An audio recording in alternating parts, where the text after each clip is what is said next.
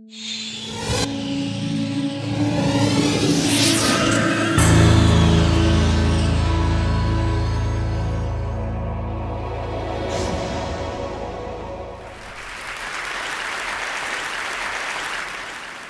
people, 20 years for Somalia, was fighting. So there was no job, no food. Children, most of them became very malnourished like this. So as you know, always when the civil war, the one who affected mostly is the women and children. So our patients are women and children, and they are in our backyard. It's our home. We welcome them. That's the camp that we are having now, 90,000 people, where 75% of them are women and children. And this is your hospital. This is the inside. We are doing C-section and different operations because people need some help. There is no government who protects them. Every morning we have about 400 patients, maybe more or less, but sometimes we are only 5 doctors and 60 nurses, and we cannot. We are physically getting exhausted to see all of them, but we take the severe one and we reschedule the other ones next day. And it is very tough, and as you can see, it's the woman who carrying the children, it's the woman who come into the hospitals, it's the woman who building the houses, that's their house. And we have a school, this is our bride.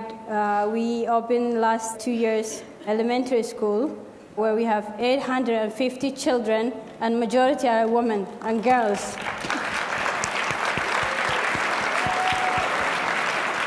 And the doctors have some very big rules about who can get treated at the clinic. Would you explain the rules for admission? The people who is coming to us, we are welcoming.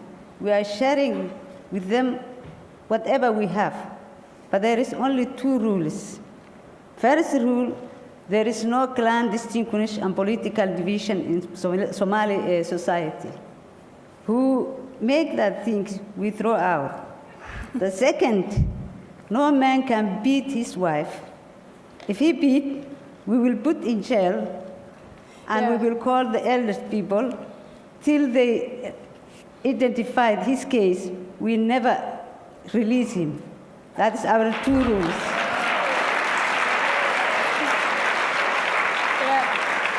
Other thing that I have realized that the woman is most strong person all over the world, because the last 20 years, the Somali women stood up.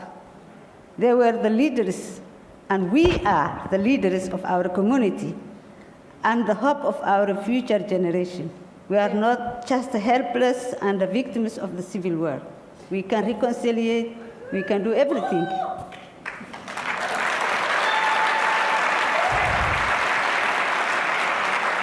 As my mother said, we are the future hope and the man only killing in Somalia.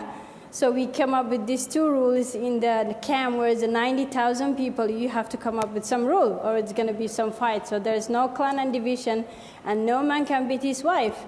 And we have little storage room where we converted a jail. So if you beat your wife, you're going to be there. So you have... So empowering a woman and giving the opportunity, we are there for them. They're not alone for this. So. You're running a medical clinic with much needed medical care to people who wouldn't get it. You're also running a sort of civil society. You've created your own rules in which women and children are getting a different sense of security. That's true. Talk to me about your decision, Dr. Abdi, and your decision, Dr. Mohammed, to work together, for you to become a doctor and to work with your mother in these circumstances. My age, I have born in 1947. So we were having that time government law and order.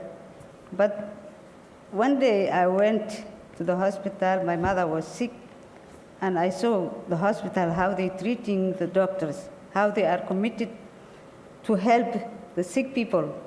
I admired them, and I decided to become a doctor.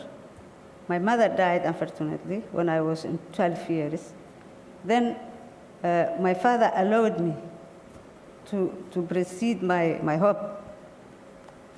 My mother died in gynecology complication. So I decided to become a gynecology specialist. That is why I became a doctor. So Dr. Deco has to explain. For me, I really, my mother was preparing when I was a child to become a doctor, but I really didn't want to. Maybe I should become a historian or maybe a reporter.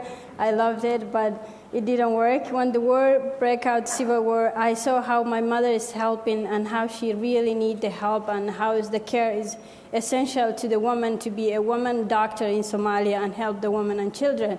And I thought maybe I can be a reporter and doctor gynecologist. So I went to Russia, and my mother also time of Soviet Union. So some of our character, maybe we will come with the strong Soviet background of training. So that's how I decided. And same, my sister was different. She's here. She's also a doctor. She graduated in Russia also. And to go back and to work with our mother is just what we saw in the Civil War. When I was 16 and my sister was 11 when the Civil War broke out. So it's the need and the people we saw that in early 90s, that's the one made us to go back and work for them. So what is the biggest challenge working mother and daughter in such dangerous and sometimes scary situations? Yes, I was working in the tough situation, very danger, and when I saw the people who need me, I was staying with them to help because I can't do something for them. Most people fled abroad, but I remained with those people, and I was trying to do something, little thing I can do. I succeeded in my place. Now my place is 90,000 people who is respecting each other, who is not fighting, but we try to stand our feet to do something, little thing we have for our people. And I thankful for my daughters. When they come to me, they help me to treat the people, to help.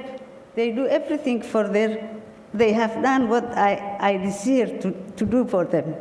What's the best part of working with your mother and the most challenging part for you? She's very tough. It's mostly challenging. She always expects us to do more.